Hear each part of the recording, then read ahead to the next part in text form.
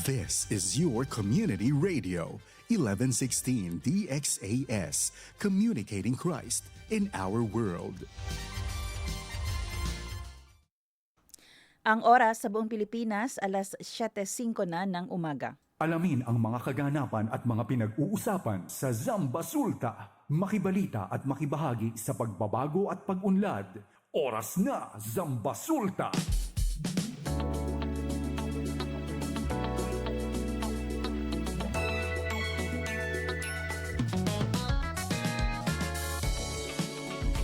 Good morning! Isang mapagpalang araw sa lahat ng nakikinig sa 1116 DXAS, your community radio.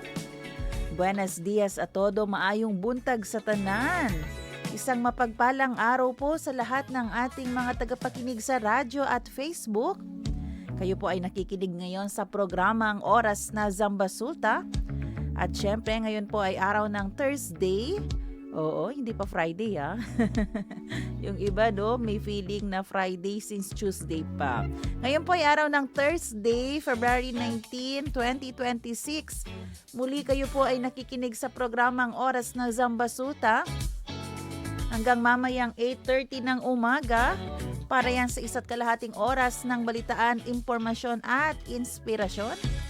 Sali po kayo sa ating kwentuhan. Kung kayo ay may tanong, komento o mensahe, mag-text sa 0916-296-6625 o kaya ay mag-comment sa ating FB page 1116 DXAS. Good morning, Katalo Stedes. Maayong buntag sa tanan. Ingat-ingat po tayo Ilang mga sunog na ang na-register dito sa syudad ng Zamboanga kanina. Meron dito sa Hipolito, San Roque ata yun, no? Oo, may message tayo from Bureau of Fire Protection. Laging nag-update kasi sa atin yan. Barangay San Roque, Hipolito. Isang bahay nga ang nasunog. Ingat po tayo.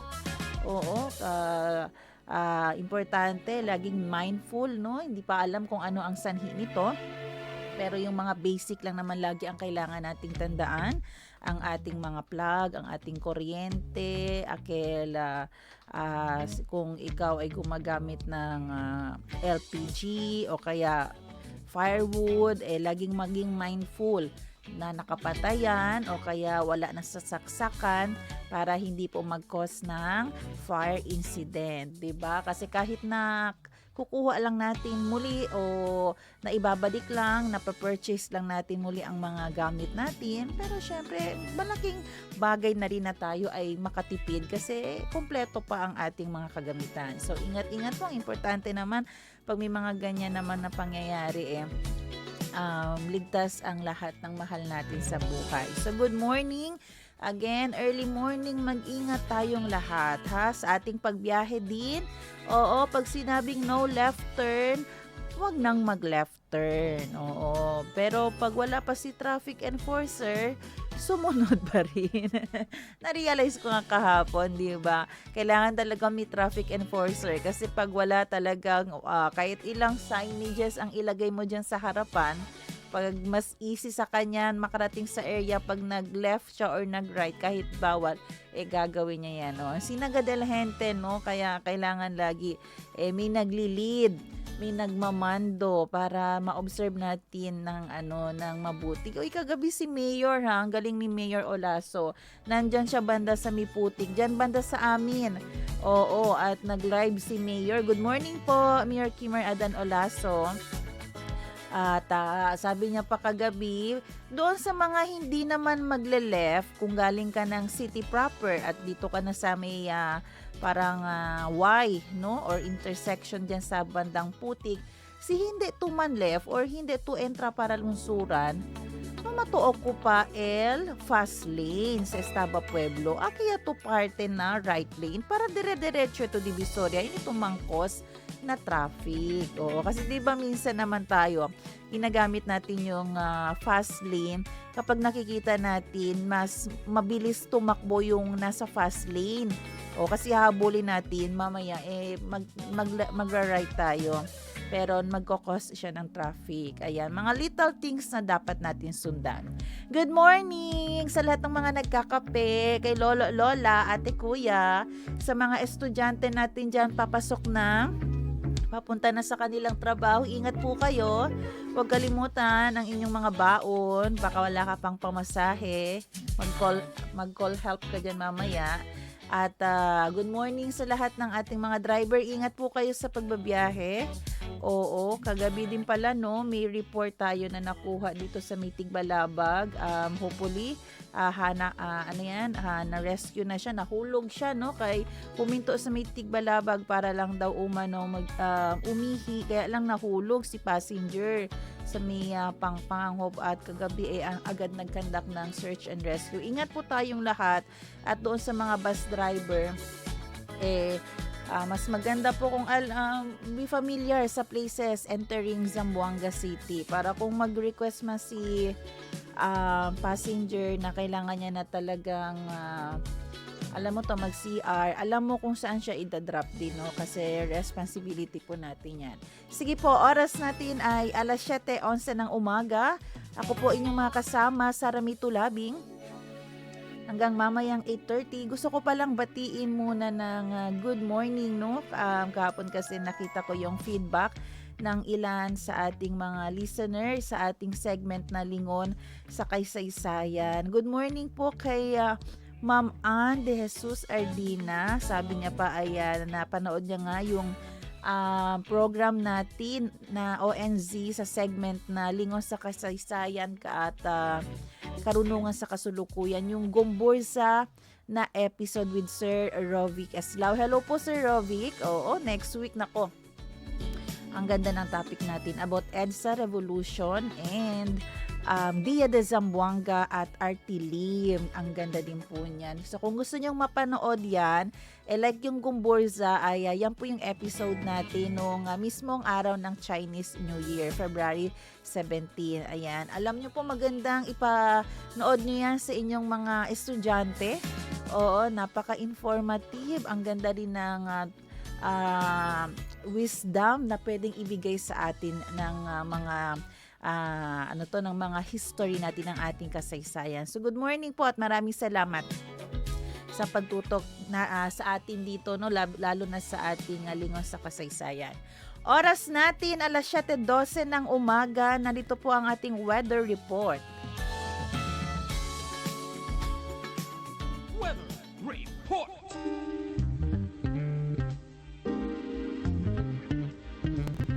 Ang shear line ay nakakaapekto sa silangang bahagi ng Mindanao. Ang amihan naman ay nakakaapekto sa Luzon at Visayas. Dito po sa Zamboanga Peninsula, makakaranas ng bahagyang maulap hanggang sa maulap na kalangitan na may bukod-bukod na pag-ulan o pagkidlat, pagkulog, dulot ng mga localized thunderstorms. Basilan, Sulu at Tawi-Tawi, inaasahan ang maulap na kalangitan, dulot ng shear line. Babala po, posibleng magkaroon ng mga biglaang pagbaha o pagguho ng lupa tuwing may malalakas na pag-ulan at pagkulog, pagkidlat. Samantala, ang ating temperatura para dito sa syudad ng Zamboanga tinatayang aabot sa 25 degree to 32 degree Celsius.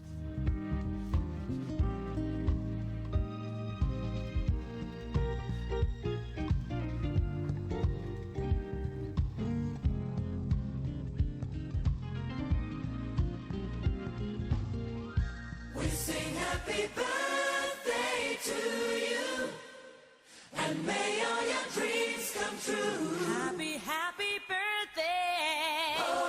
February 19, happy birthday. Ayan, sa kasamahan natin sa media. Ate-ate ako nito. Hi, John Itoralde. Happy birthday. Teacher na yan ngayon si John. Oh. Hi, John. Happy birthday. Happy birthday rin sa dating naging guest natin, no? Ano nga ba yung program natin dati tungkol sa mga negosyo? Entrepinoy Special ata yun.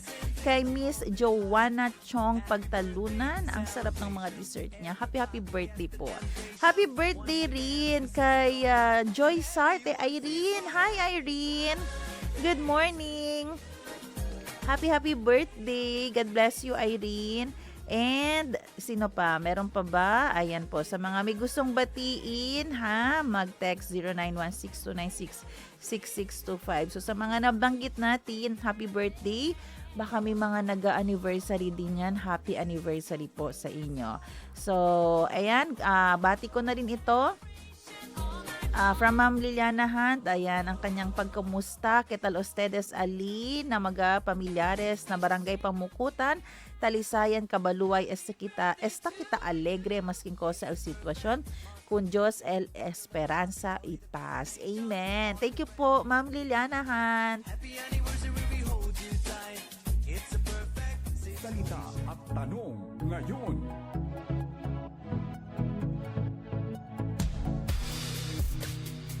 Ang ating salita ngayong umaga ay tungkol sa stronger than hate. Sa Filipino pa, higit na mas malakas kaysa sa galit. Na Chavacano mas fuerte kumpara na rabyo. Bisaya mas ligun kaysa sa kasuko. Tanong natin, ano ang nananaig sa inyong puso ngayon? Pag-ibig ba o galit? Luke 23 verse 34, Jesus said, Father, forgive them, for they do not know what they are doing. Sa Tagalog, Magandang Balita Biblia version, sinabi pa ni Jesus, Ama, patawarin mo sila sapagkat hindi nila nalalaman ang kanilang ginagawa. Meron pong isang anak sa California, ang pangalan niya si Chris. Nakaranas po siya ng matinding pagsubok sa buhay. Ito po yung nung panahon na isa yung mama niya sa mga naging biktima ng pagpatay. At alam niyo po nung nangyari yon sa kanyang mama, sa kanyang mother, ang lumabas sa kanyang bibig, maniwala man tayo o hindi, sabi niya, ang lagi niyang ina-utter sa kanyang bibig, love is stronger than hate. Love is stronger than hate. Sa mga pagkakataong ito, alam niyo po, napakahirap na bigkasin ang mga salitang ito. Lalo na kung yung pangyayari ay pinatay ang inyong nanay. Diba, sa ating buhay, maybe hindi ganito ang nangyari sa atin, pero meron tayong galit sa puso dahil sa isang sitwasyon. Pero yung tanong, gaano natin kakaya na masabi, love is stronger than hate? Mas malakas pa rin ang pag-ibig kaysa sa galit. Alam niyo po kung bakit nakayanan nitong ni Chris na masabi yung mga salitang iyon despite sa napaka-heavy, napaka-tragic, hindi mo ma-describe yung nangyari sa kanyang nanay, because he is a believer. Dahil isa siyang follower, believer ng Panginoon, at lumaki siya na nakikita ang kanyang nanay na ganun din ang faith sa Panginoon. Sa buhay po natin, mahirap talaga ang magpatawad. Lalo na kung talagang nakakagalit yung nangyari. Pero yung pala yung kayang gawin ng Panginoon sa buhay natin. Di ba parang napaka-imposible? Pero hindi Kasi kahit si Jesus, nung time na mas nanaig pa ang galit ng mga tao sa kanya at pinush siya na i-crucify, ano pa ang sinabi niya nung siya ay nandun na nakapako?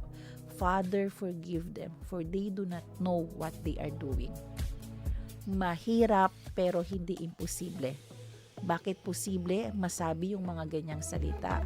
Kasi yan yung power ng Panginoon sa ating buhay. Lalo na po kung tayo ay well-equipped, well-trained, laging nakikinig sa Sunday school, laging nag-church, nakikinig sa wisdom, sa preaching. Magugulat ka na lang, ay bakit ganito ang nararamdaman ko? Dapat galit ako Dapat, di ba, debe rabyawyo. Dapat suko ko. Dapat di ko magpasaylo. Pero bakit yan? Hindi mo makontrol ang heart mo dahil sa power ng Panginoon sa buhay mo. Minsan may problema ka pero hinahanap mo nasan yung ano ko pagiging nasan yung masyado akong worry. Nagwo-worry ako masyado. Di mo mahanap. Kasi 'di ba sa kakapakinig mo ng Word of God, yung teachable ang heart mo, yung na-train mo ang puso mo, na-expose mo ang sarili mo sa salita ng Panginoon. Pag may mga pagsubok na hinahanap mo yun, onde akil di mio kan, akil pimio tan alingasa, onde di mio rabyo, napalitan. Kasi alam nyo po kung tayo lang, kung hindi natin i-expose ang ating life, spiritual life sa Word of God, ora, tiyan ang sina trahedya na bida, rabyo ta. Diba? Hindi mo makikita yung peace, hindi mo makikita yung forgiveness. Ang mararamdaman mo lang talaga ay anger. Diba? Pero hindi natin ini-invalidate yung mga nakakaramdam ng galit. May mga trahedya sa buhay at talagang kagalit-galit naman at kailangan natin ng hustisya. Diba? Pero yung gentle reminder natin, huwag niyo pong hayaan na kainin kayo ng inyong galit dahil minsan ginagamit yan ng kaaway para dahan-dahan ikaw na ang masira. Buhay mo na ang masira dahil nagpa-consume ka sa galit na meron ka. Always remember na yung pag-ibig ng Panginoon, kaya ka pong i-transform.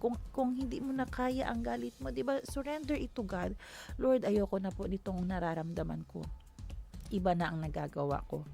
Nasisira na ang relasyon ko kahit sa mga taong wala namang ginawang masama sa akin. Ayuda kumigo, Senyor. Ayoko ng ganitong buhay. Desperta aga, rabiaw, si dormi, pesaw el corazon, enterodia, irritable, pimilang konsumi, pimilang ta pwede grita na gente. Kasi pag yun ang hinayaan natin na maging mas malakas compare sa love. So, talagang madidestroy po nito, hindi na lamang yung tao kung kanino tayo galit, pero kahit tayo mismo, no, we will be destroyed kapag hinayaan natin.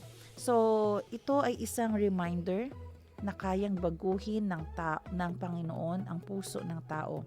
At minsan hindi mo na lang mararamdaman na ito na pala ako. Not because you are strong, not because you are good, but because of the grace of God. Mercy ng Panginoon. Lahat ng glory, kung ano ka man ngayon, be humble enough dahil hindi ikaw ang nakapagpabago ng sarili mo, kundi ang Panginoon lang. So, today, we hope na yung buhay ni Chris na na-mention ko kanina, paano siya naging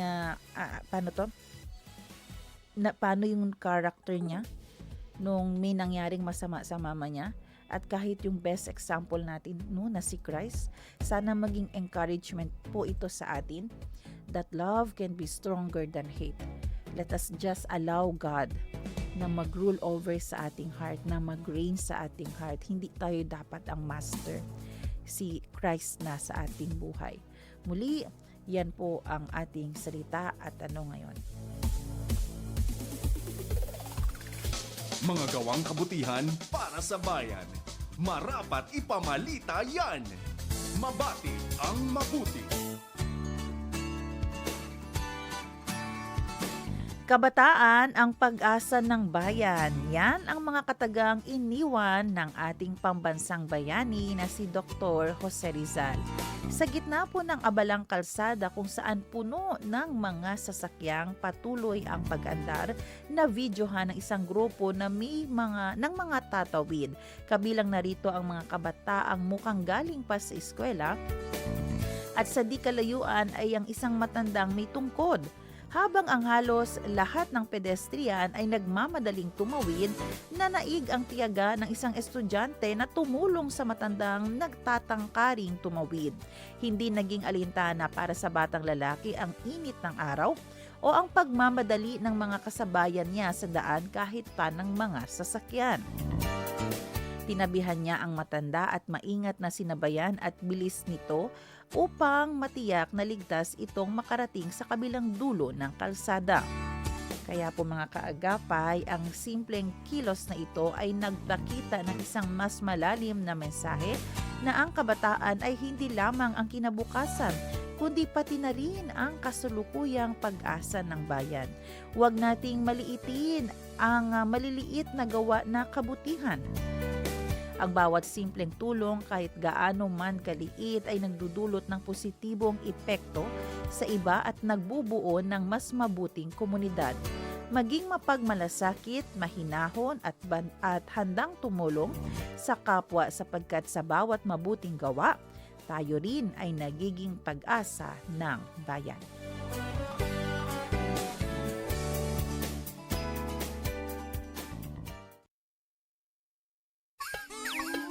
Hindi sukat, kulang sa timbang, pandaraya o maling gawin. Maitama ang mali.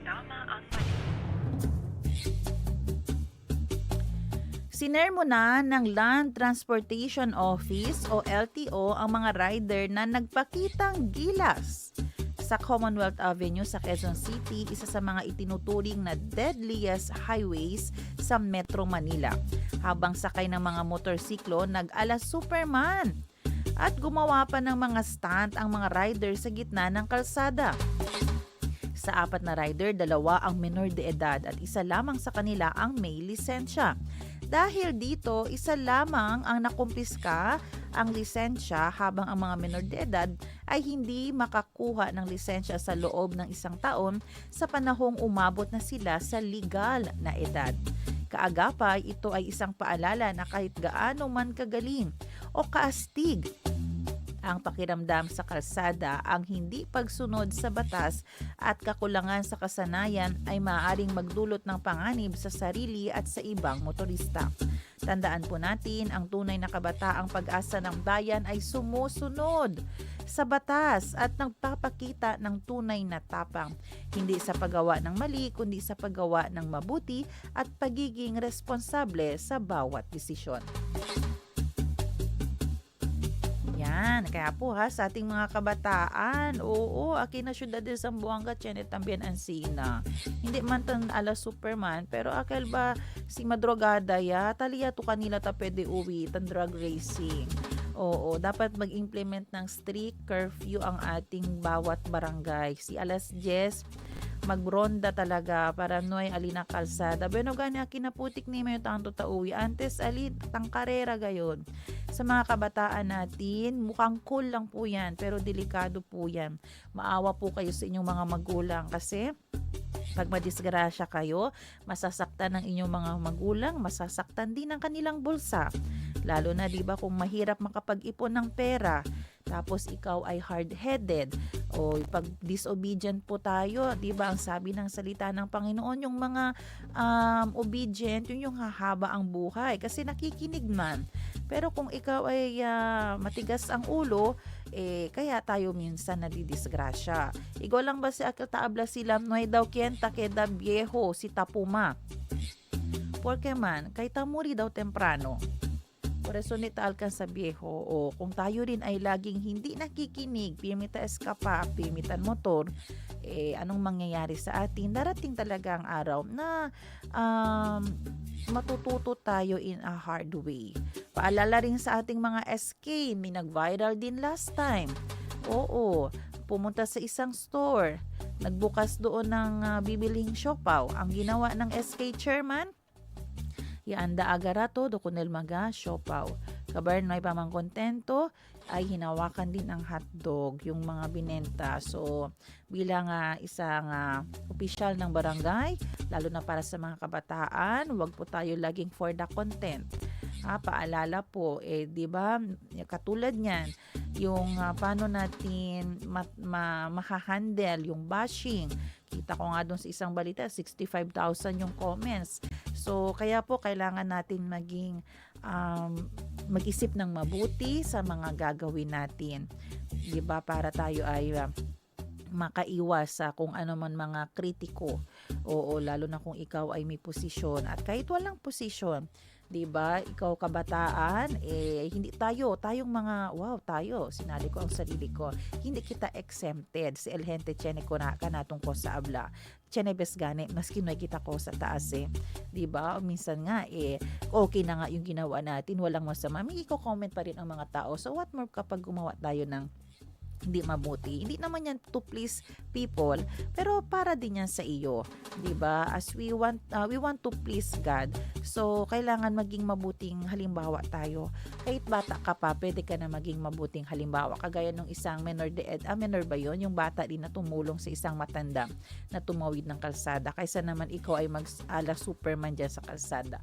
So mga magulang, gabayan po natin ang ating mga anak, mga barangay officials, implementahin po ng medical curfew. Ikaw na teenager, makinig ka sa mga magulang mo para humaba pa ang buhay mo.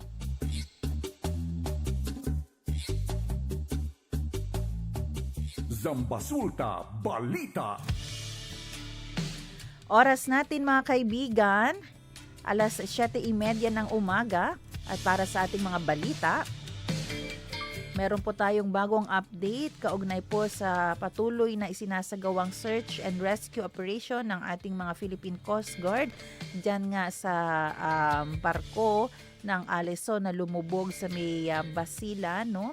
At kung saan ay nadagdagan po ang bilang ng mga kumpirmadong nasawi sa trahedya ng lumubog na MV Tricia Christine III matapos makarecover muli ang Philippine Coast Guard technical divers ng dalawa pang bangkay. Kahapon po yan araw ng Miyerkules sa isinagawang dive operation sa wreckage site malapit nga sa Balok-Balok Island. Nakuha ng mga diver ang labi ng isang babae na nakasuot po ng black pants at isang sanggol ang nakuha. Dahil sa pinakahuling recovery, umakyat na sa kabuuang 64 ang opisyal na bilang ng mga namatay sa insidente. Dahil dito, yun po no, sa report at pwede pa itong magbago, sabi nga ng ating spokesperson ng PCG, sa ngayon nasa 15 pang individual ang nawawala at patuloy pang pinaghahanap ng ating mga divers.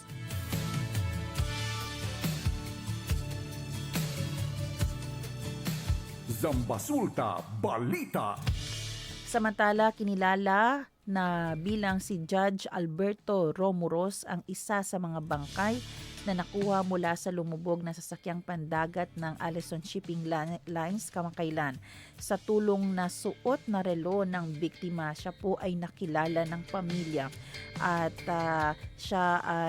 ito po ay mula no, sa pahayag ni Attorney Aquino sa Gili. Dumating na sa lungsod ng Zamboanga ang mga kaanak ng biktima matapos mabatid ang balita.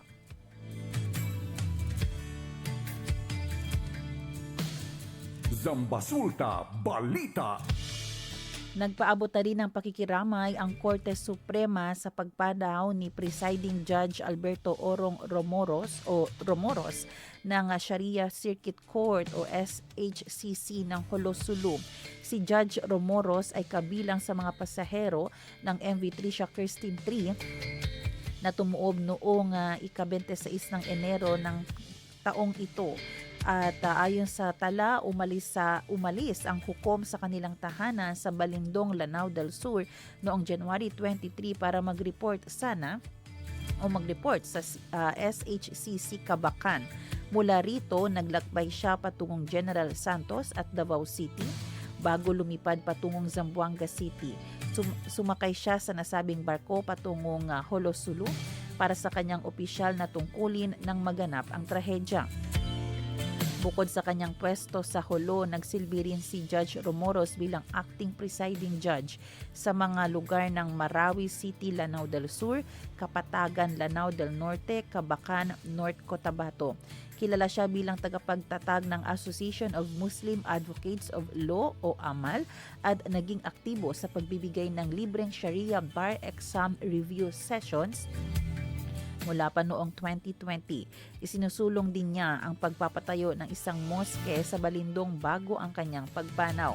Si Judge Romoros na isinilang noong October 27, 1969 ay naulila ang kanyang naasawa si Raimona Abubakar Romoros.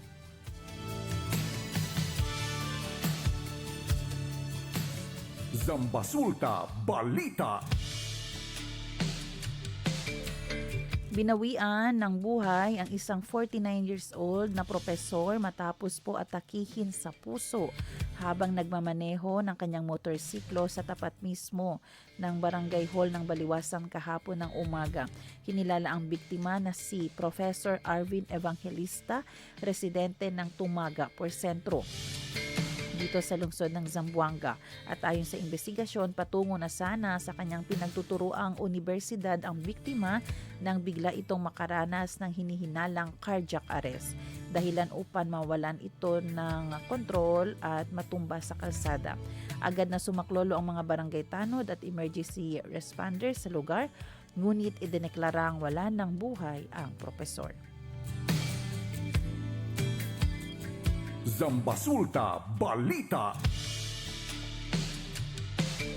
Samantala, report naman mula sa Department of Health, nakakaalarma ang pagbaba ng edad ng mga pasyenteng nakakaranas ng sakit sa puso sa Rehiyon 9 o dito sa Zamboanga Peninsula.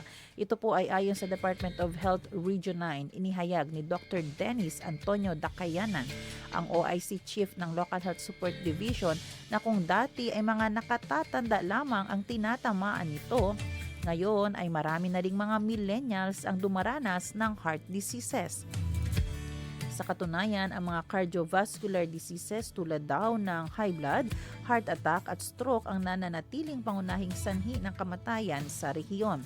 Ayon din kay Dr. Dacayanan, ang unhealthy lifestyle ang pangunahing dahilan nito, particular na ang paninigarilyo, paggamit ng vape at pagkain ng mga maaalat at mamantikang pagkain.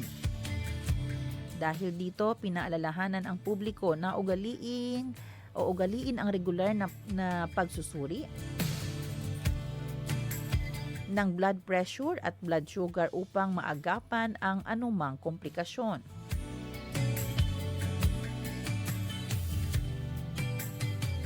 Zambasulta Balita. Samantala, pinulong ni Kapitana Angie Inot ng Barangay Bualan at ang Barangay Council ang mga kasama ang mga tauhan ng Police Station 5 Divisoria ang mga sidewalk vendor at may-ari ng mga nakaparadang malalaking truck kahapon.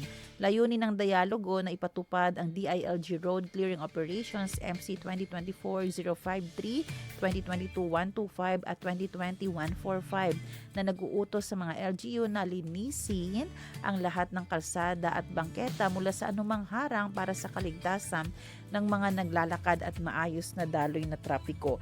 Binigyan ng barangay ang mga vendor hanggang sa katapusan ng Pebrero upang humanap ng ibang lugar na mapagtitindahan.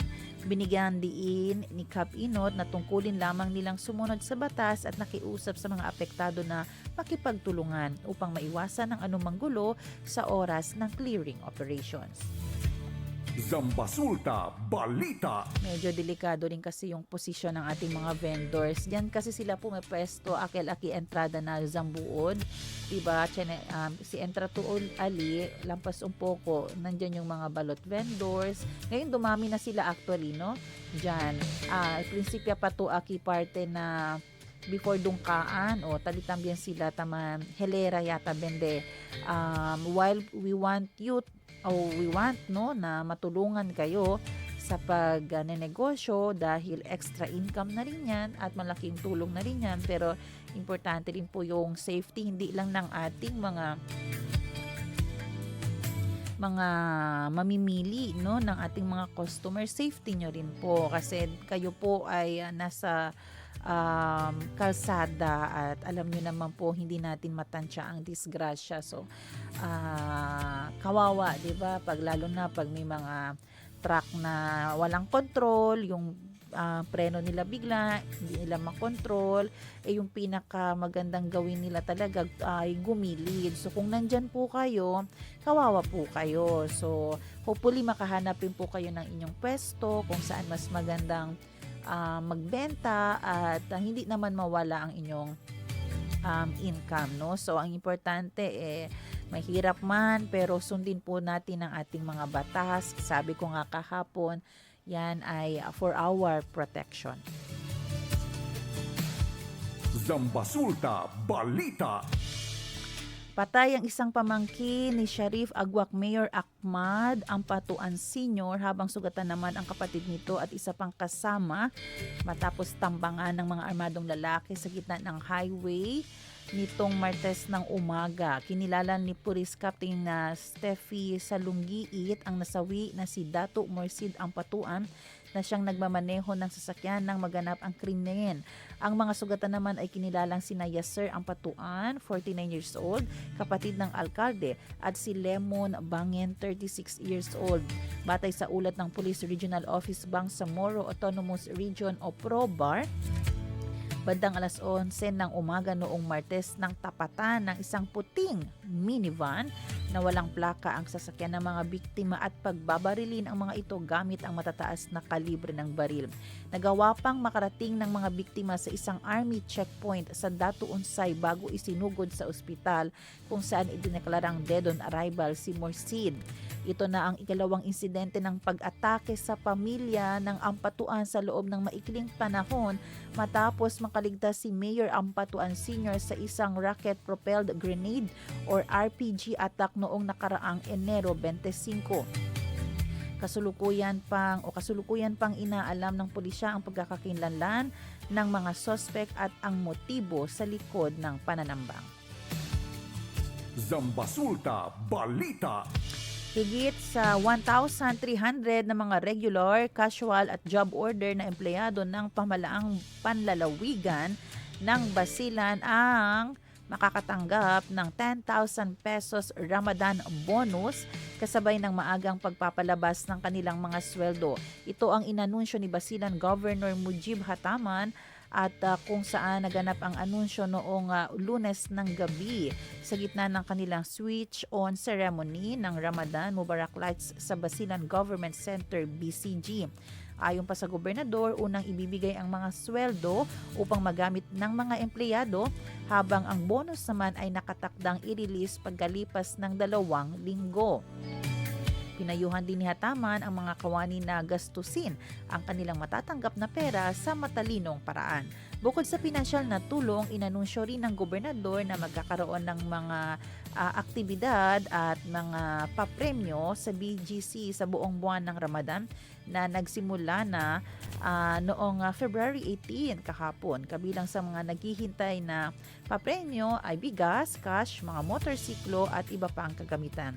Libo-libong mga residente kasama ang mga opisyal mula po sa militar, pulisya, barangay at pamahalaang panlalawigan ang naging saksi sa switch-on ceremony ng Ramadan noong araw o noong gabi ng Lunes. Zambasulta Balita.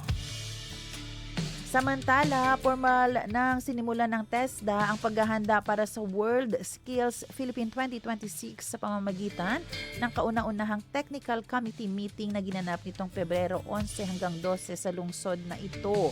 Ayon kay Executive Director David Bungalon, layunin ng pulong na ilatag ang mga patakaran at iayon ang kompetisyon sa international standards. Ang mga mananalo sa pambansang antas ay kakatawan sa Pilipinas sa Asian Skills Competition 2027 at sa World Skills International sa Shanghai sa Setyembre 2026. Samantala, nakahandang ipakita ng Region 9, Zamboanga Peninsula, ang galing ng mga lokal na TVET o TVET graduates sa 21 skill areas sa darating na regional competition. Binigyan din ni Bungalon na ang tagumpay ng bansa sa mga nakaraang competition ay patunay na ang talentong Pinoy ay world-class at kayang makipagsabayan sa buong mundo. Zambasulta Balita.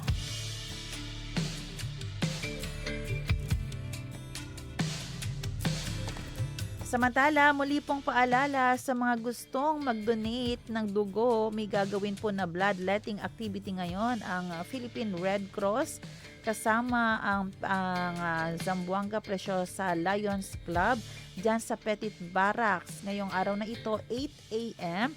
to 11:45 a.m. At syempre, kayo po kapag magdodonate ay makakatulong na mailigtas ang 3 pang buhay. At ang sabi nila, don't worry, meron silang paaros kaldo after po ng inyong pag-donate. Muli, Petit Barracks, 8 a.m. to 11:45 a.m. ngayong araw na ito. Zambasulta Balita.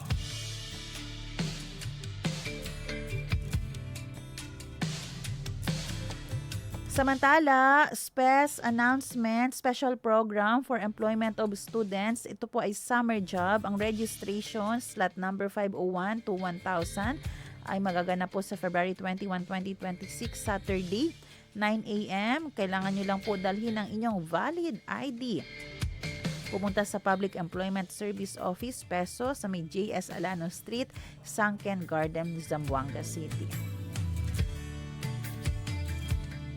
Zambasulta Balita. At yan ang ating mga balita sa araw na ito. Mag-break po tayo sandali pero huwag kayong bibitaw dahil sa ating pagbabalik makakasama po natin si Professor Arnel Sanchez para pag-usapan ano nga ba ang ibig sabihin ng Supreme Court sa kanilang desisyon ng pagkilala ng co-ownership sa same-sex couple. Magbabalik ang oras na Zambasulta dito lamang sa 1116 DXAS Radyo Komunidad.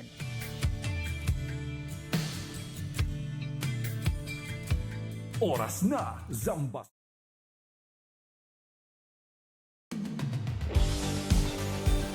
Pakinggan ang mga kwento ng nagbagong buhay sa pamamagitan ng mensahe ng pag-asang mula kay Hesukristo. On air, online, at on the ground. Ito ang The FEBC Report. Kasama si Luis Miguel Castillo, President ng FEBC Philippines. Hindi lang mga Pinoy ang naaabot ng ating broadcast. Kwento ng isang apo mula Vietnam ang maririnig natin ngayon. Ang kanyang lola ay naabot at na-touch ng ating shortwave broadcast. Nakilala ko si Yun Tan Tuan or Barnabas sa kanyang English name noong Missions Month Fair sa Union Church of Manila, my home church. Vietnamese student siya ng ethnic program sa IGSL. Full-time missionary din ng Go School Vietnam na umaabot at nag-e-equip sa mga underprivileged youth na maging Christ-centered leader. The gospel seed come to my family when my grandma is around the year of 1970 up to 1975. After the communists take control of the whole country, and sharing the gospel and doing evangelism is still strictly prohibited in the country, and no one can go out to share the gospel at that time. A very strange signal with unusual news. Ganyan ang description ng kanyang lola nung unang marinig ang broadcast. Ito ang naging daan para ma-introduce siya sa mabuting balita. And later on, my grandma became a believer, and we found out that the news come from that radio channel is broadcasted from the Philippines. Ang gospel broadcast ay isang buto na naitanim sa kanyang puso. Hindi man agad naging believer ang kanyang lola through listening, lumago ang kanyang faith nang makasama ang iba pang mga believer. And she remembered like, oh, I heard this one before, this news before. And after that, she got involved into the local church. And the local church flourished her faith in Christ. Many Vietnamese people got saved through the radio at that time. Like many tribe and Vietnamese people in general. Naaalala ni Barnabas kung paano naging faithful ang kanyang lola. Nagbabasa siya ng Bible at umaawit ng hymns sa kanilang bahay. Para sa kanyang parents noon, label o title lang ang Christianity.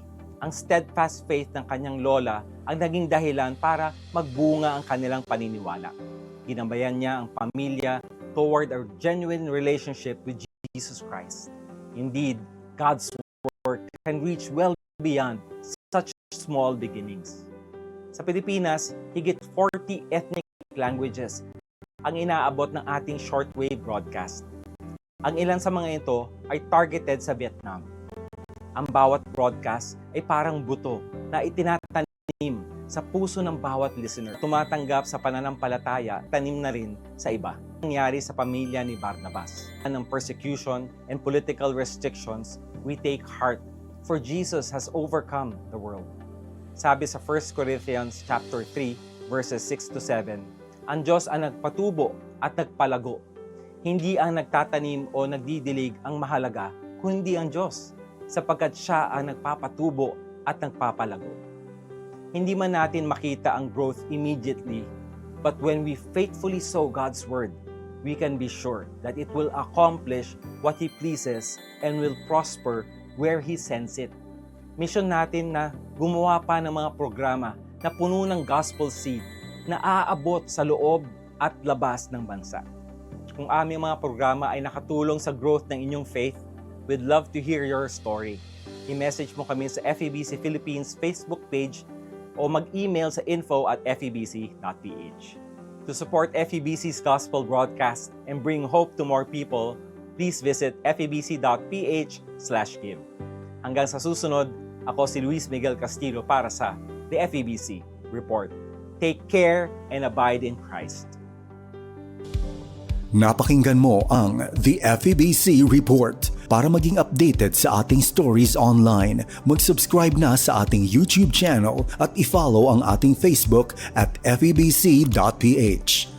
Maging kabahagi sa misyon ng Far East Broadcasting Company Philippines na ipahayag ang mensahe ng pag-asa ni Hesukristo sa mundo. Bisitahin ang aming website sa febc.ph/give. Salamat sa inyong suporta sa ministeryo ng Panginoon. Pagpalain po kayo ng Diyos.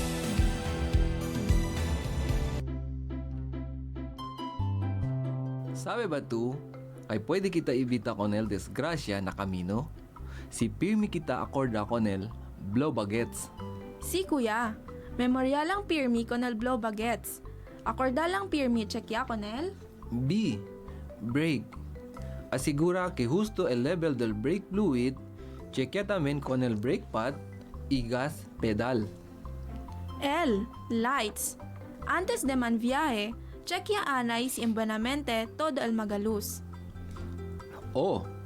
Oil. Chequea pirmi si justo ba el level del oil, bisya también si tiene leaking. W. Water. Checkya también con el level del agua. Debe hindi tan leaking el radiator, itiene agua el windscreen wiper. Pirmi lleva maskin 1 litro de agua. B. Battery. Debe no hay corrosion el batería y alcanza na metal plates el electrolyte liquid de este. A. Air. Asigura que justo lang el pressure del aire dal dituyo rueda y reserva. G. Gas. Asigura kay justo y hindi ay palta el dituyo gasolina si ora tutan biyahe. E. Engine. Checkya si embuenamente el tuning del makina. T. Tire. Asigura que hindi pino el goma y no hay roto el mga rueda pati spare tires. S. Self. No maneja si quiere dormir, cansao, tanbuyong o tomaw. Principia ara, blow bagets. Pirmi checkya con el brake, lights, oil, water, battery, air, gas, engine, tire, y self. Tiene presente, responsibilidad de aton el seguridad na camino. Este aviso te lleva con ustedes el 1116 DXAS Radio Comunidad. Ang estasyong ito ay matatag na katuwang ng kapisanan ng mga broadcaster ng Pilipinas. Nagdiriwang ng 50 taon ng matatag at tapat na pamamahayag. Ano ang sintomas ng sakit na AIDS?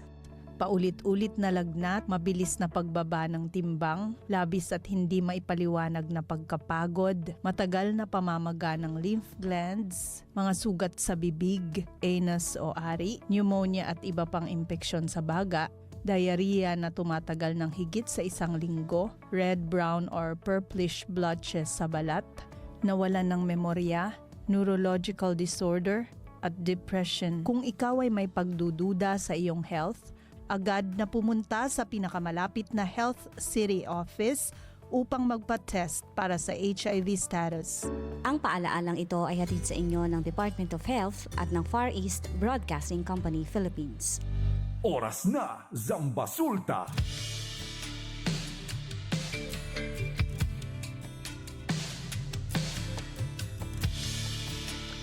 At nagbabalik ang oras na Zambasulta. Kayo pa rin po ay nakikinig sa 1116 DXAS, your community radio. Muli, ako po ang inyong lingkod, Sara May Tulabing. Ang DXAS ay isa sa mga himpilan ng Far East Broadcasting Company at kasapi sa kapisanan ng mga broadcaster ng Pilipinas. Ang FEBC ay isang non-profit, non-commercial at donor-based radio station at dahil sa katapatan ng ating Diyos at sa inyong partnership, tayo po ay nagpapatuloy sa paghahatid ng mabuting balita ni Kristo. Samantala, syempre inanyayahan po namin kayong maging bahagi ng ating radio ministry. Pwede nyo pong iscan ang ating QR code o kaya ay mag-deposit sa ating bank accounts para sa inyong donasyon. At para ma-acknowledge namin ito ay magpadala po kayo ng mensahe sa amin.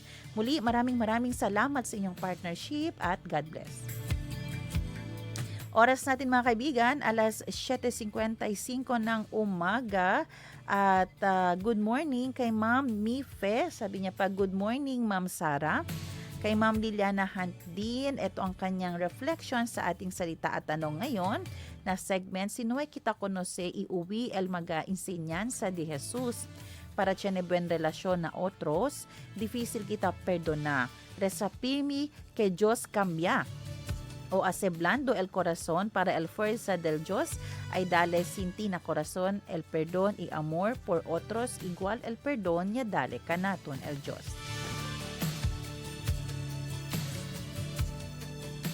Pag-usapan natin.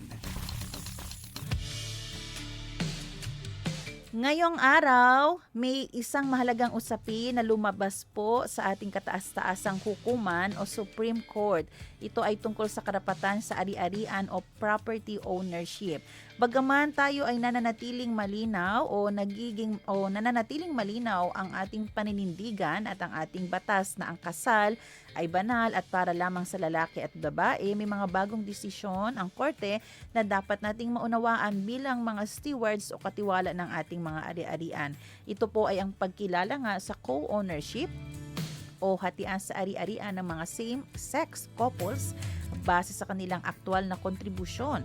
Bakit ito mahalagang pag-usapan? Makakasama po natin ngayong umaga si Professor Arnel Golen Sanchez para lalo itong maunawaan. Prof, good morning. Welcome back sa ating program.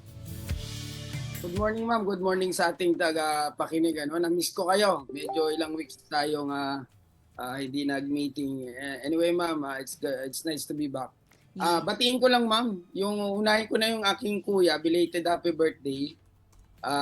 Yung aking napakagwapo at magaling magluto. Yung aking insan sa Pasong Bayog. Yung mga followers natin doon, ma'am. Si Ma'am Grace, happy birthday niya ngayon. Si Insan Ed, si Tatay Ed, Katimbuan family dyan, at saka si paring Alfred. Ayan, maraming salamat. Kay Jun din. At si bago nating kaibigan, ma'am, ito, naghihintay ito ngayon, si Conchal Marlon Pakinggan Bautista ng Anabo 2D ng Pasong Bayo, ng Imus. At ang aking mga kamag-anak, ma'am, dyan sa Mindanao. Marami ito pero ilan lang, yung mga Albania family, Dorban family, si Kuya Gaga, si Kuya Alan, and the rest. At saka yung mga estudyante ko na naghihintay na rin ngayon. Ma'am, maraming salamat. Mayong aga at good morning sa ating lahat. Yes, good morning. Opo, ma'am. Thank you po. At happy birthday kay Ma'am Grace po ba yun? Happy birthday po sa inyo, Ma'am Grace, mula po dito sa DXAS.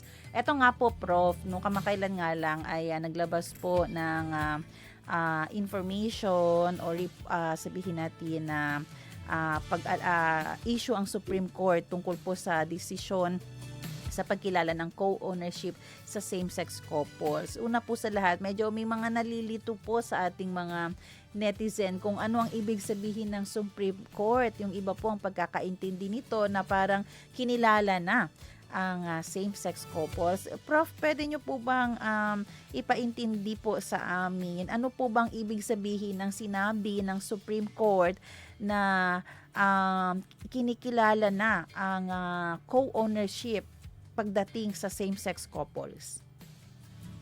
Ma'am, ang kinikilala ng ating Korte Suprema ay yung co-ownership ng dalawang magpares. At binanggit lang dito yung same-sex marriage, particular sa Article 148, nang ibig sabihin legally incapacitated to get married. So ibig sabihin, since dito sa Pilipinas, ma'am, wala po tayo, we don't recognize the same-sex marriage o yung tinatawag nating void marriage. Ibig sabihin, ab initio, from the very start, walang visa ang kasal nila. Kahit pa po na kinasal sa ibang bansa at dito nanirahan, we don't recognize that. But ang pinaka-the best dito na sinasabi ng korte ay pagkilala sa yung co-ownership na tinatawag sa property.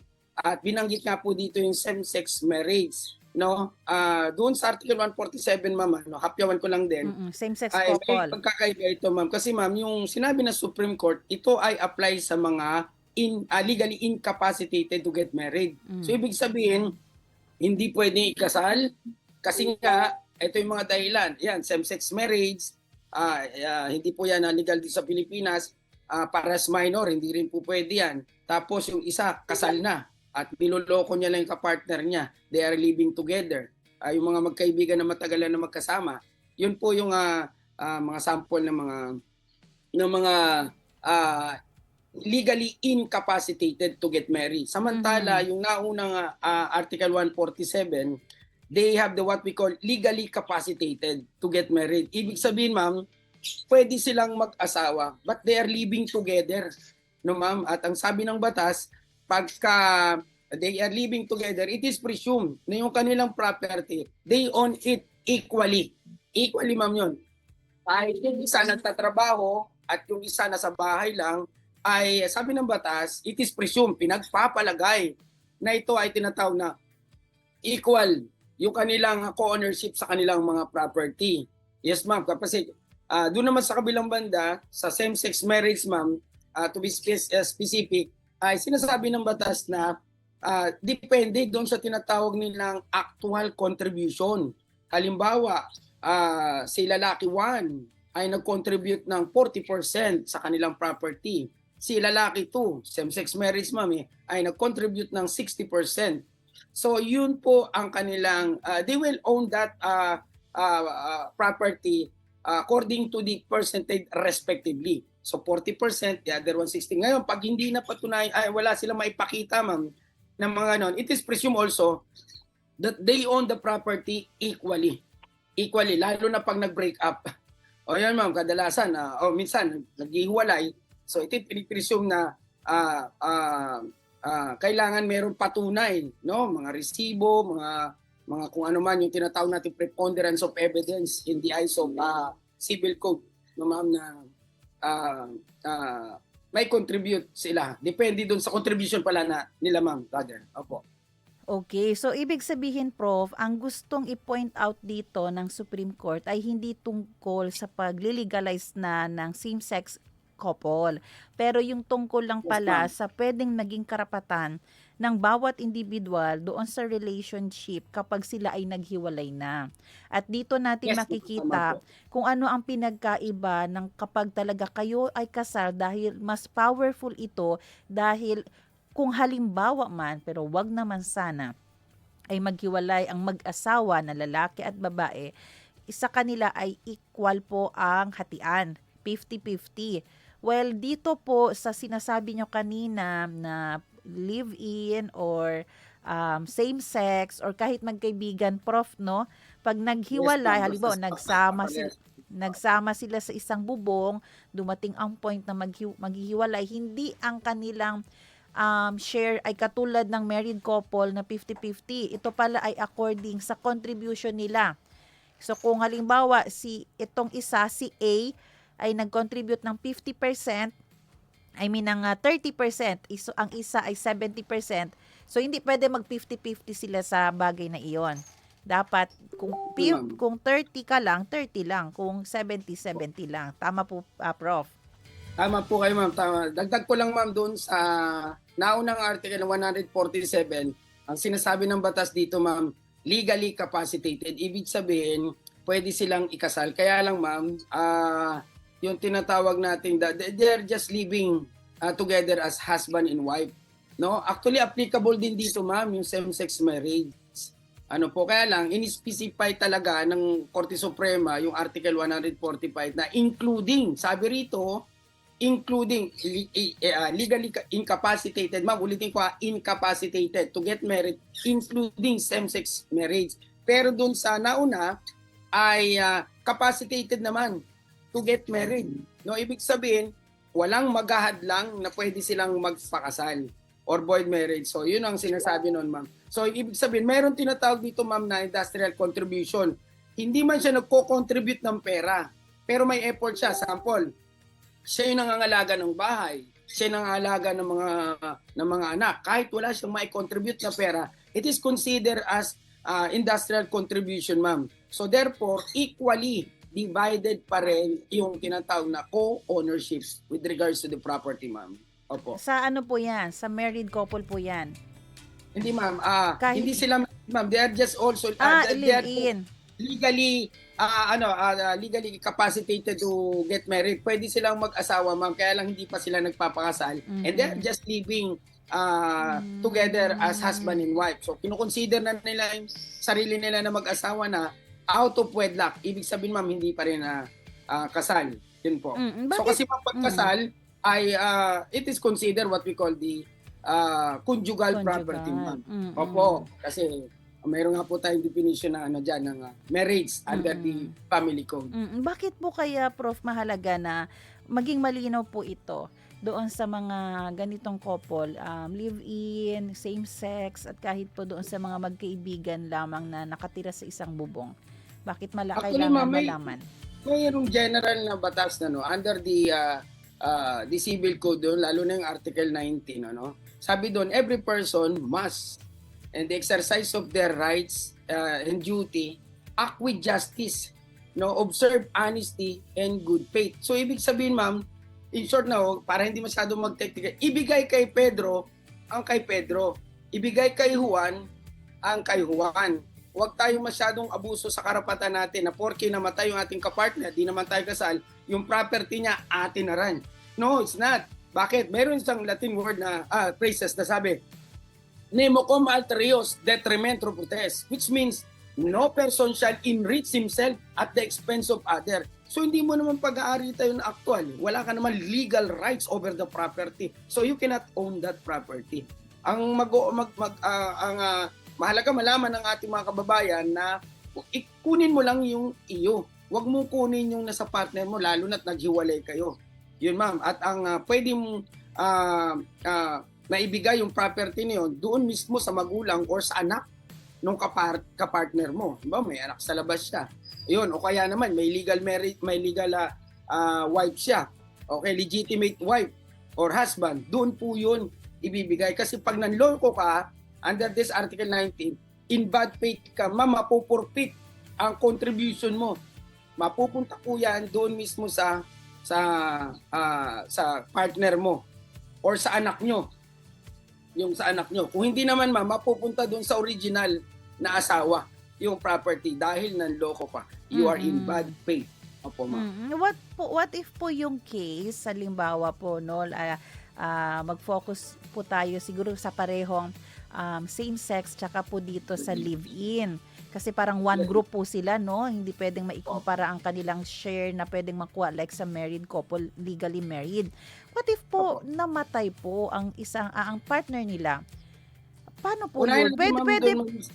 Pwede po ba ang kinin ng parents? Yung contribution ng anak? Or mapupunta lahat sa naiwan na mahal sa buhay na like yung immediate wife or partner? Linawin natin, ma'am, doon sa legally capacitated to get married, ma'am, pag namatay yung isa doon, equally divided sila. So kung namatay na yung isa, ibibigay doon sa anak niya or doon sa kapamilya niya, sa magulang niya. Yun, ma'am. Pero dito sa same-sex marriage ay same din, ma'am. Same din. Ibibigay din doon sa yung according to their contribution sa kanilang pamilya, lalo na sa magulang or sa anak, kung may anak man sa labas, ma'am. So yun ang mangyayari. Kasi ang pinagkaiba lang naman yung same-sex marriage, void marriage yan, ma'am. From the very start, walang bisa yung kasal. So ibig sabihin ay kung ano lang yung makontribute nila, yun lang ang pwedeng makuha nila. So hindi nila pwedeng kunin yung share ng kanilang partner.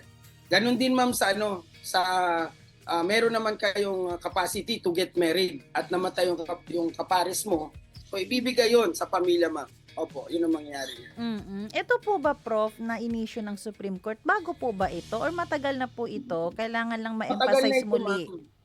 Matagal na ito, nabanggit lang. Siguro na marami po tayong jurisprudence nito. Kasi wala namang pinagkaiba po ang same-sex marriage, ma'am, sa magkaibigan na they're just living together. Diba? Kasi nagkataon lang ito, nagpakasal sila. Same-sex marriage, wala namang same-sex marriage dito under the family code. Sa ibang bansa sila nagpakasal. Pagdating dito sa Pilipinas, hindi po valid. So ibig sabihin void ang kanilang marriage, no? Anyway, diretsuhin ko na. Let me define the marriage under this family code, ma'am. The very first article of family code, article 1, it says that ito, ma'am, medyo magjo-joke ako ng konti rito. Marriage is a special contract, no? For a permanent union, exclusively between man and a woman entered into in accordance with the law to establish a conjugal and family life. Ito lang po ang kontrata na walang expiration. Minsan nagbibiro pa mga po yung iba. Ito yung kontrata na hindi pwedeng i-renew. Yes. Ma'am, diba? 5 years, 6, 10 years na tayo mag-asawa. Pupunta ako doon sa civil registry. Ipare-renew ko itong ating marriage contract. So, nabanggit doon sa batas na yun, ma'am, exclusively between a man and a woman. So, pag may nag-asawa na pares lalaki, pares babae, sabi ng batas, it is considered as null and void ab initio. So, ibig sabihin, from the very start, walang visa ang kasal nila. Doon lang recognize sa ibang bansa. But here in the Philippines, although, ma'am, sabi ng Supreme Court, we respect the relationship between the two couple na same sex, no, yung tinatawag natin same sex marriage. Ang kailangan lang nito ay yung ating legislative body na tagagagawa ng batas ay pwede rin tingnan ito, no? Kasi ako, ma'am, 50-50 ako diyan pag sinabing 50-50 ako, ma'am, the way I look at it. Pag titingnan yung moralidad, it is immoral. Pero doon naman sa iba, dahil nire-respeto nila ang same-sex marriage, nasa kanila na po yun. Pero at least pag-uusapan pa po yan sa Congress kung babaguhin. Especially yung Article 1 of the Family Codes. As I've said, it is a permanent union between a man and a woman, ma'am. Yun ang requirements dyan, man and a woman. So yun po, para malinaw sa ating mga kababayan. Opo. Pero may mga nagtatanong po, hindi po kaya itong co-ownership between po same-sex ay maging hakbang na daw para ma-recognize na dahan-dahan ang same-sex marriage? Hindi naman, ma'am. Siguro nagpahapyaw lang ang Supreme Court, ma'am, na kung gusto nyo magkaroon ng same-sex marriage, hindi na yon concern ng ma'am eh. Hindi na yung trabaho na tinatawag nating judiciary. Kasi there are 3 branches of the government, di ba? We have the judiciary, taga-interpret ng batas. We have the legislative, the lawmaking body, and the executive to execute the law. So, ibig sabihin, sinasabi lang ng judiciary na kayong mga nandiyan sa congressman at senate, kayong bahala kung babaguhin nyo yung batas kung magkaroon na ng same-sex marriage. Kasi matagal pang proseso yun, ma'am. Sa paggagawa ng batas, lalo na pag-involve dito yung moralidad, which is the same-sex marriage. Opo. Medyo mabigat na issue po yan na kailangan talaga nating ipanalangin, no? Dahil hindi siya basta-basta. At Prof, no, dahil napag-usapan naman din natin ang pinagkaiba ng pag married ka talaga legally at pag live-in lang and same-sex couple ang inyong relationship, Ano po ang pwede nating ma-realize dito? Ano po kaya yung wisdom na pwedeng makuha natin sa ganitong setup? At lalo na may mga syempre no, pwede kasing may mamatay, diyan naman talaga papunta ang lahat. Pwede din po kasing along the way maghiwalay. Ano po yung wisdom na pwede nating makuha dito? Actually, ma'am, ito lagi ko sinasabi kahit sa mga estudyante ko, there is no such thing as permanent. The only permanent here in the world is yung si God, ano? It's always changing. Ganito yung ma'am, dapat ma-realize ng ating mga kababayan na kung ano lang yung I'm talking about the same-sex marriage, ma'am, at saka yung tinatawag nating nagli-live-in together, ano? They are what we call, they have the capacity to get married. Tandaan natin kung anong contribute natin during our cohabitation. Ibig sabihin ng cohabitation during their pagsasama in Tagalog ay kung ano lang na-contribute mo, yun lang ang kunin mo. Lalo na kung sa same-sex marriage. Now, kapag kayo are living together, it is presumed, sabi ng batas, na kalahati lang. Huwag mo kunin lahat. Okay, sabi na kasi yung batas, it is presumed to be equal sa bawat party. So, ibig sabihin, ma'am, inuulit ko yung Article 19. No? Every person must, in the exercise of their rights, in the performance of your duty, act with justice, sabi nga. Di ba? Give what is due and honesty. So, ibig sabihin, ma'am, pumatas lang tayo. Maging patas lang tayo. Huwag tayo mapanglamang sa kapwa. Actually, ma'am, may magandang moral value dito na sinasabi ng Article 19 ng Civil Code, na maging patas lang tayo, lalo na sa ating mga professional, ma'am, no? At kahit sinong tao, kahit man anong gawin mo, pumatas ka, you must exercise your duty in good faith. Yun po ang dapat ma-realize natin. Hindi po lahat ng pag-aari ng ating kapartner ay magiging atin na lang. Sample, nakapag-asawa po tayo, nagkaroon po tayo ng kapartner na milyonaryo. No, nagkagusto sa atin, pares lalaki. Pagka namatay po yun, hindi po kayo nanalo ng loto na yun property niya sa inyo lahat. Kung ang contribution mo 10%, ang contribution niya 90%, it will be distributed respectively according to the percentage of contribution. Yun yung mangyayari, ma'am. So yun, ma'am, kailangan ma-realize ng mga kababayan po natin yan. At yung challenge pa doon, kailangan mo pang patunayan na talagang may contribution ka. Yes, ma'am. Po yung contribution yun. Kaya may tinatawag, ma'am, preponderance of evidence talks about the document. Yung mga resibo natin, ang mga pinagbayaran natin, akong bumili nito, ganyan. So, nangyayari yan. At sa korte, ma'am, hindi naman pinag-uusapan dito yung sa criminal case na kahit yung doubt. The benefit of the doubt is always in favor of the accused. Dito, ma'am, hindi.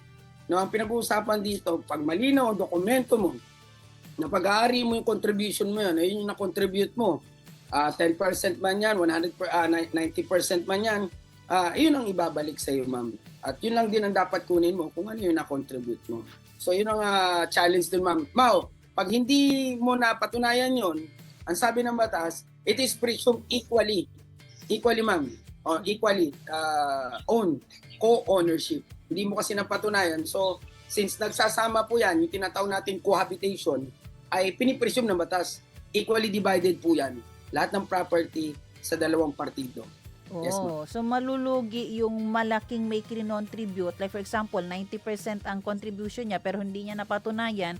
So magiging 50-50 na lang tuloy kasi nga wala siyang napatunayan. Kaya may mga claims po na tinatawag pagdating sa civil procedure, ma'am. Opo. So, maliban doon, ma'am, kung di mo naman napatunayan dahil wala kang mga resibo, may mga paraan pa rin naman, ma'am. No, may mga witness tayo na magte-testify. Ako po ay kasama during the time na binili yung kotse niyan. At pera po ng kaibigan ko yan. At yung pera na yan ay galing pa sa bangko na winidraw niya. Ipinangalan lang ang kotse dito kay Juan de la Cruz na kinakasama niya. So yun, ma'am, maraming paraan naman po. Maliban dun sa tinatawag natin mga documentary pieces of evidence. Kaya Prof, no, ano po ang ating panawagan din at the same time? Dito po Doc, no, Doc, Prof, no, na-realize ko na iba pa rin ang power ng legally married na recognize ng ating batas, no? Iba talaga yung kaya niyang gawin kasi kahit housewife ka lang, ay hindi naman yan lang ang purpose ng ating marriage, pero 'di ba, for protection, iba ang power pag legally married. Ano po ang inyong panawagan, Prof? Well, ako ma'am, wala na akong may papanawagan muna sa mga legally married kasi ang daming karapatan pagka legally married, ma'am. No? Kasi ito naman ang topic natin doon sa mga same-sex marriage at saka sa mga magli-live-in. Although hindi kayo pwedeng ikasal or yung iba naman pwedeng ikasal at di nagpapakasal, ang panawagan ko lang ay simple. No? Hindi po lahat ng kinakasal ay nagsasama ng maayos. At hindi lahat ng nagsasama ng tawag dito ay ganito ba, no? Di ba may mga nagsasama na out of wedlock, hindi kasal. Pero they live together hanggang mamatay sila. Maganda yung pagsasama nila. No, I will not mention the name of this, di ba? Oo, yung iba naman, ang galing sa una nung bagong kasal. Pero bakit naghiwalay? Ibig sabihin lang dito, ma'am, no? Marriage is not the guarantee para magsama ng maayos yung dalawang couple. Pero kung si God ang sa sentro ng buhay natin, 'di ba? Doon tayo yung nakasentro sa kanya. Palagay ko ma'am magiging matibay. Gaano man katindi ang bagyo na tumama sa ating buhay as a challenge, no? Kung lagi tayo nagpe-pray ay sabi nga, 'di ba? The family that prays together stay together. At kung titingnan natin ma'am, no? Yung mga taong malapit kay God, bibihira yan ma'am yung naghiwalay. Pero yung mga taong malayo kay God, tingin ko, ito panawagan ko, siguro ko magbalik loob tayo. Medyo dalasan natin yung pagdadasal natin. Nakikita naman ni Lord yung the desire of our heart, ma'am. So yun ang ating panawagan. Opo. At Prof, no, bago po kita bitawan, gusto ko pong mag-take ng opportunity. Baka may mga married couples, since pinag-uusapan naman natin ang about marriage na din. Prof, regarding po conjugal, no? May mga nalilito po kasi na kapag bago ikinasal, may binigay ng pamana dito, halimbawa kay husband, magiging conjugal ba daw ito kapag ikinasal na siya, married na siya? Pwede niyong ipaliwanag sa amin to, Doc, hanggang saan lang yung tinatawag na conjugal property ng mag-asawa? Iyan na lang natin, ma'am. Para hindi tayo masyado mag-technique uli. Ang ibig sabihin ng conjugal property, the fruits, benefits, at yung tubo ng property ni A at ni B na mag-asawa. Halimbawa, may negosyo si A, may negosyo si B. Nag-asawa sila. Yung magiging profit nun, yung magiging tubo nun, it will consider as conjugal property. Pero before marriage, nagkaroon ng mana to. Hindi ito actual or automatiko na magiging conjugal property. Meron tayong mga kagaya ng mayayaman, no, may mga artista. I will not mention the name, ma'am, no, for the protection of this family, na si RG, na artista, ay bago sila ikasal ni LT, no? Ay simple lang natin, ma'am. Nagkaroon ng pre-settle marriage, pre-marriage settlement. Ang ibig sabihin nun, pag-uusapan nila kung anong property lang nasa iyo at anong property na sa akin. Yung iyo. Yung akin.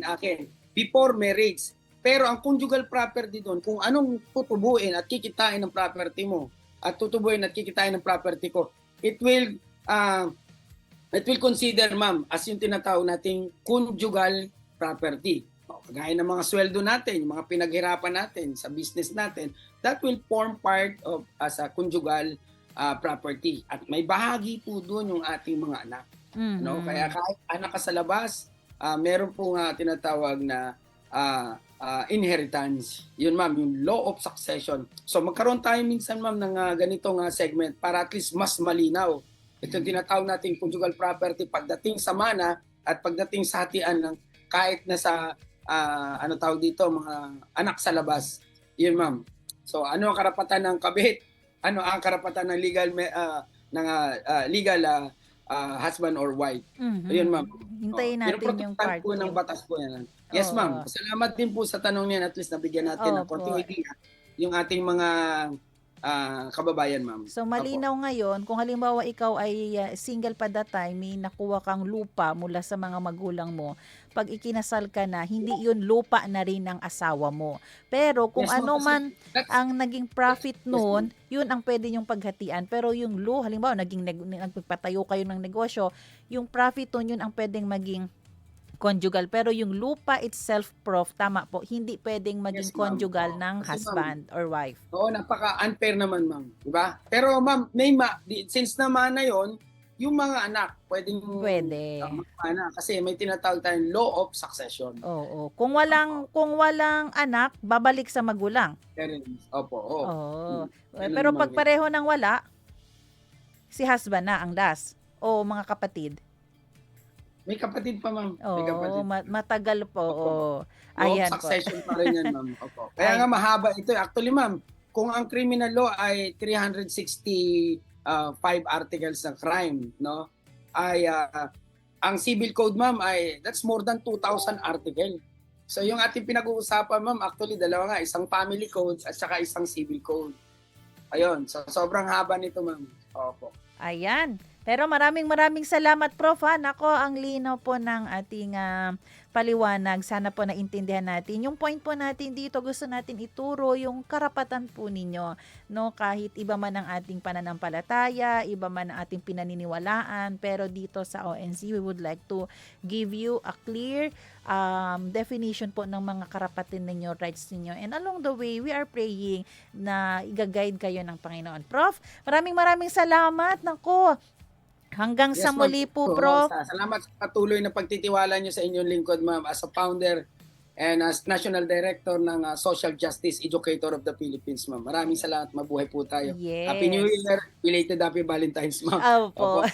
Lahat dyan. Opo. Kasi Thank you 2 po. months din Busy kayo. lang po ako. Yes. Busy lang po ako. Opo. Ayan, maraming salamat and regards po sa inyong mga kasamahan pa po sa F4 Social Justice. Maraming salamat din sa lahat ng ating mga tagapakinig sa radyo at Facebook. Maraming salamat sa ating technician, Kuya Romel Paulino. Susunod na po ang programang Serbisyong OFW, Family Matters at Radyo 5 Man. Magkarinigan po tayo muli dito alas 7 ng umaga. Monday to Friday, ako po si Sara Mitulabing nagpapaalalang posible ang pagbangon at pagbabago tayo ay maging bahagi ng solusyon ngayon. Sama-sama tayong umaksyon dahil oras na Zamba Sulta.